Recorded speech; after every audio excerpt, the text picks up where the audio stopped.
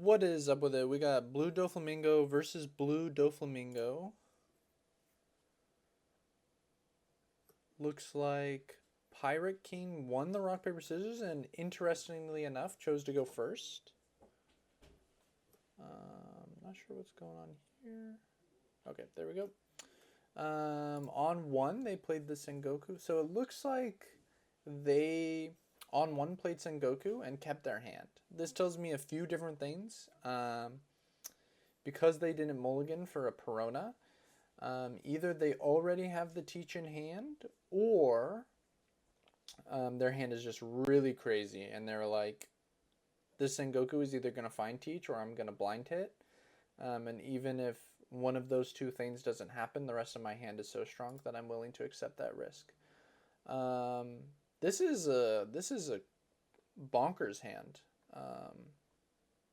For this Dofi player, we got the Sengoku and the Perona.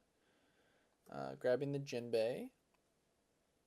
Easy grab there, always grabbing the Jinbei. This Perona is pretty crazy. I like...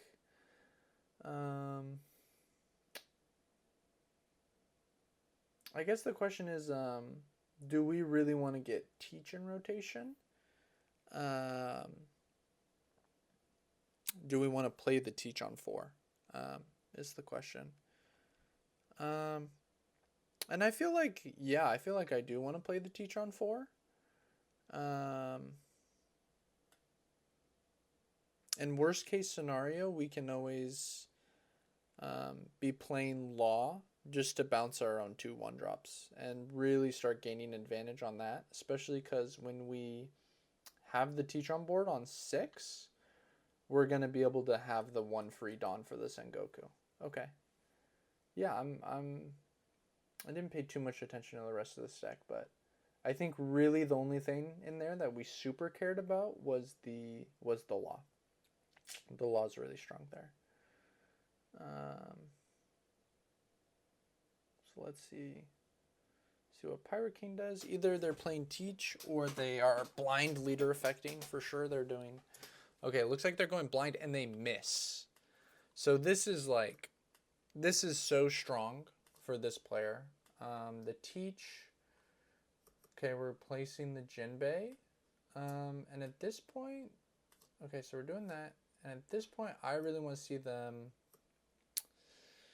Yeah, I'm down with this. I kind of wonder if we should have bounced the Perona instead. This is always just grabbing a 2K. Maybe the Law is fine. I don't think it really matters either way. They're almost always being pitched. But still, really strong start from this player. This player is starting to really accumulate cards in hand. So we'll see what they elect to do. Okay, so they're playing Jinbei Weavile here 100% of the time. We could take this just to try and play around our board getting swung at too much next turn. Countering it plays around Pudding a little bit, but I don't think we have to. So like if we take this, we have 6 cards, then we have 7. We draw 8 for turn, and we already know we're playing 2 cards from our hand. 100%. Minimum, right? Like we might even play this 3rd card. So I think we're supposed to take this hit for sure. But electing to play the game... yeah, I don't think I like that counter there at all. I think that counter there is a throw. You definitely don't want to get too low in this matchup, but typically the 3 life cards is a pretty safe place. This player really thinking about their stack. Yeah, so this is why I said that for sure. I thought that this was going to be Jinbei Weavile, because if it's going to be Jinbei Boa, you could swing 7 instead. But honestly, 2K countering out of this is kind of bad. So this is better. You get to play around the Gravity Blade trigger. And then also, if they counter out of this too, I feel like you're actually super super okay with that. Unless their hand is just like, I'm not sure. On the 6 Dawn, feels like we're always going at least Jinbei Boa.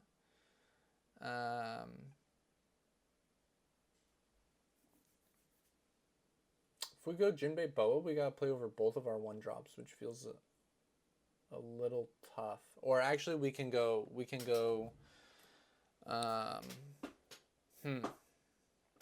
Yeah, okay. So we can go swing 6. That's fine. Oh, yeah. You definitely want to bounce this first, though. Definitely. So, you know, this player obviously having the nuts, playing a little sloppy. Electing to go for the double bounce, not putting the boa, so not establishing another threat on board. Bouncing the Jinbei there, most of the time, really doesn't do a whole lot, right? So what you're doing here is, by bouncing the Jinbei, you're telling your opponent, like, hey, you only get 1 swing next turn. Which doesn't really matter. We only have 1 rested body. Honestly, we want to take this card. So we're, by not establishing the boa, by going for the double bounce, this is feeling really poorly played so far. For sure. Seeing the nuts, and you know, it really feels like Pyrokin is not in as bad of a situation as they should be. Considering this player saw Jinbei, they saw Teach, Sengoku Perona, double Law. Yeah, so we're going Jinbei Boa, 4 more Dawn.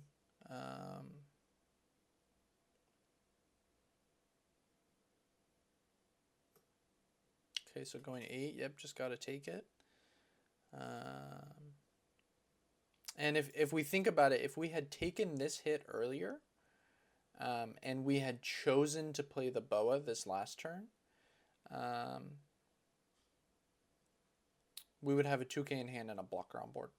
So that means that this turn, like, based on what they played, right, they're probably doing this same turn either way, and they would have swung 5 and the boa would have gotten the free block. So bouncing that Jinbei, it gave us a negative value by doing it. It's a really easy trap to fall into, where you think, hey, I want to bounce everything. It's the mirror, bounce everything. But here, actually bouncing the opponent's cards actually did more harm than good, for sure. Bouncing Jinbei is typically the last thing you want to bounce. Okay, and here we're continuing to see the nuts as this player. Continuing to see them.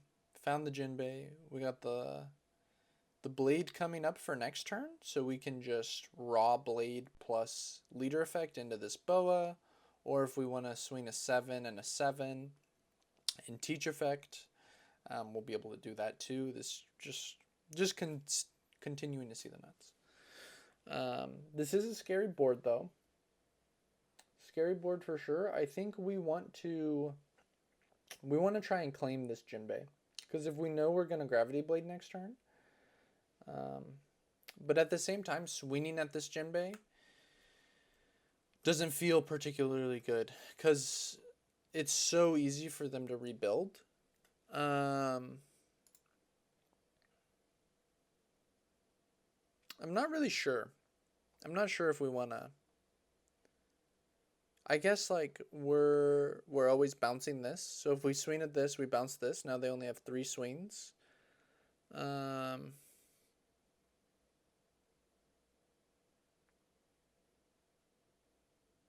It's so easy for them to replace those 2 bodies once they have this teach, and if you're bouncing the boa.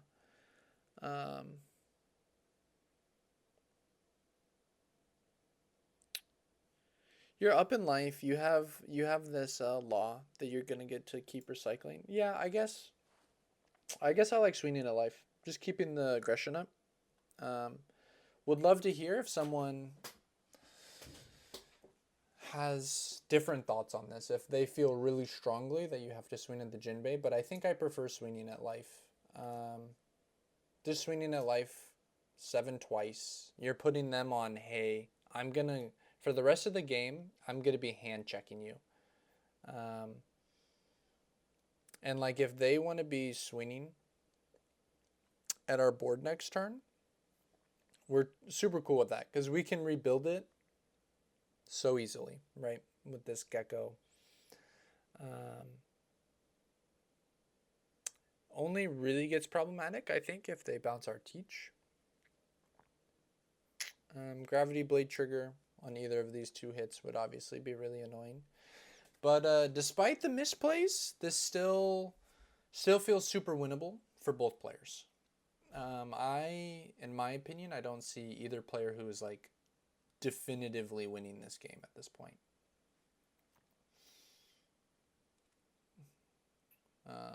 I definitely, considering everything we've seen, I like where Pirate King is at. You know, they missed the blind leader on turn 1, and okay, so they give you 2 cards.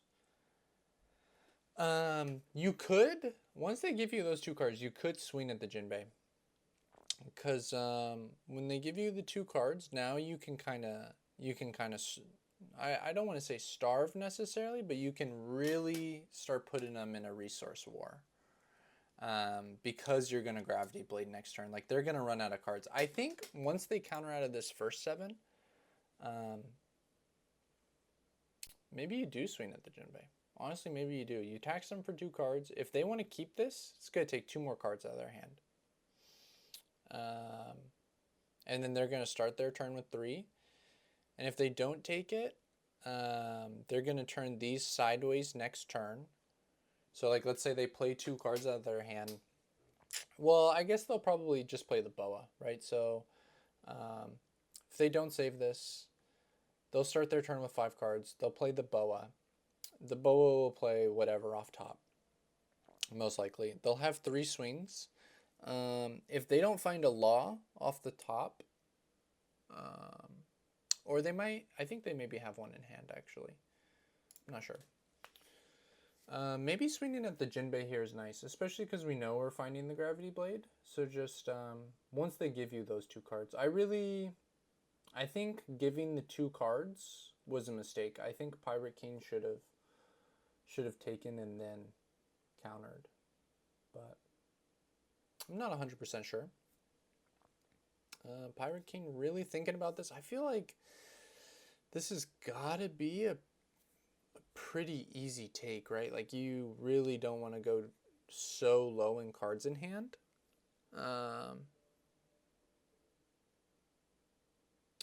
Maybe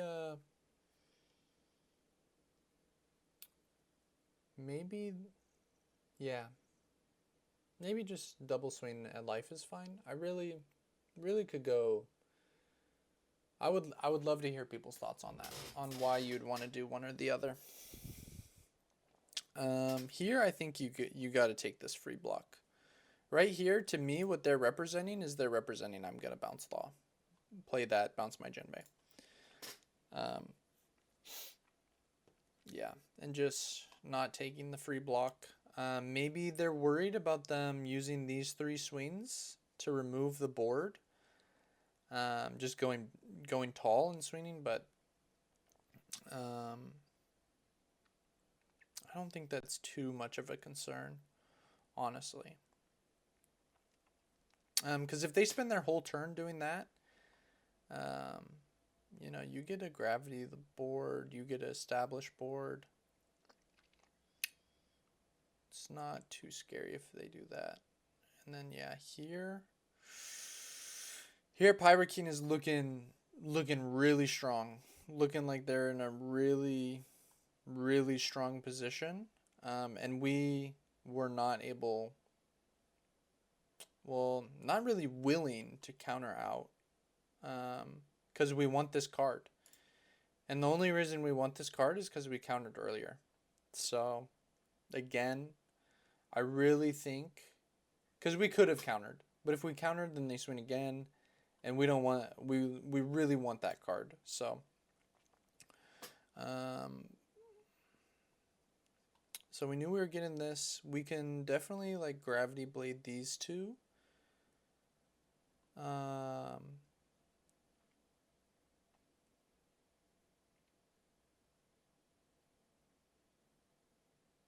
we're swinging 8. I think I would probably keep this stack like this. I think this is fine. I think just swinging at the 5 is fine because you're going to Gravity Blade those two anyways. The thing is, Gravity Blade doesn't feel that good when you have no board. Because look at this position. This position, Gravity Blade is super strong. But it's only, yeah, and now we get bladed. And then they're going to go 7-7.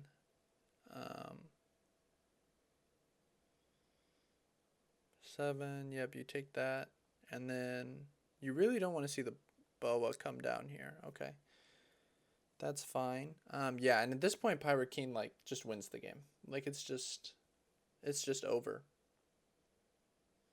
I think really not taking that card, the turn where we didn't play the boa early on, I think those really set the pace. I mean, you have to counter this and you give probably the Perona.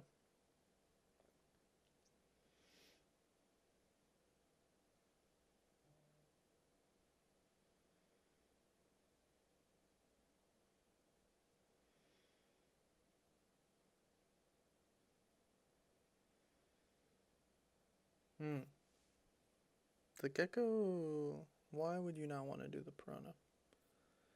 I'm not exactly sure. Not exactly sure. I feel like this is a pretty easy Perona pitch here. Yeah, okay.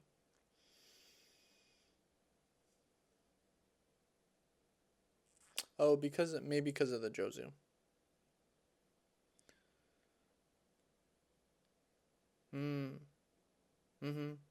So maybe,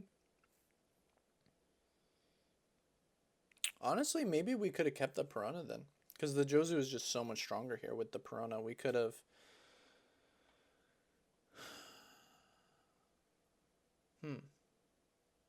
Interesting. Because, I mean, we get to bounce the Teach, but really we want to establish the Teach, I think. Okay, so it's choosing to bounce the Teach. Now we just get to swing 8. Draw a card from trash.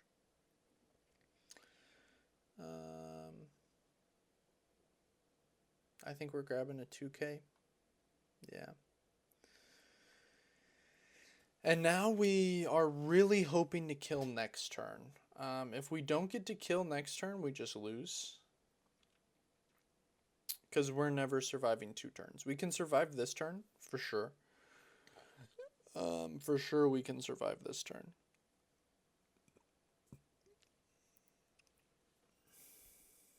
Yeah, bounce the Gecko.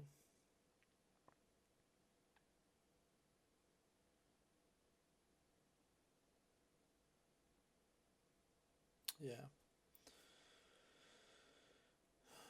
And then just gets to swing a bunch of 7s. And these are just too expensive.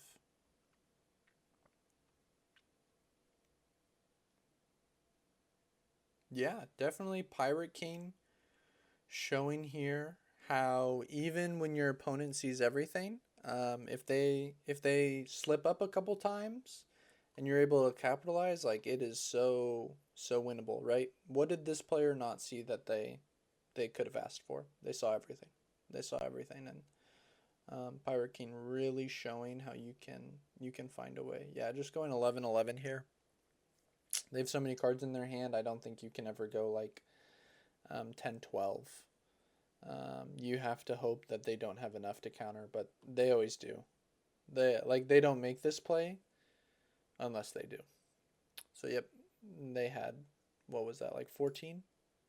They had way more than they needed, so it was It wasn't even close, yeah. Then 15. Yeah. So great game. Definitely some big misplays on this side. So hopefully everyone was able to learn from that. Certainly I did. And thank you so much for watching. Have a great day.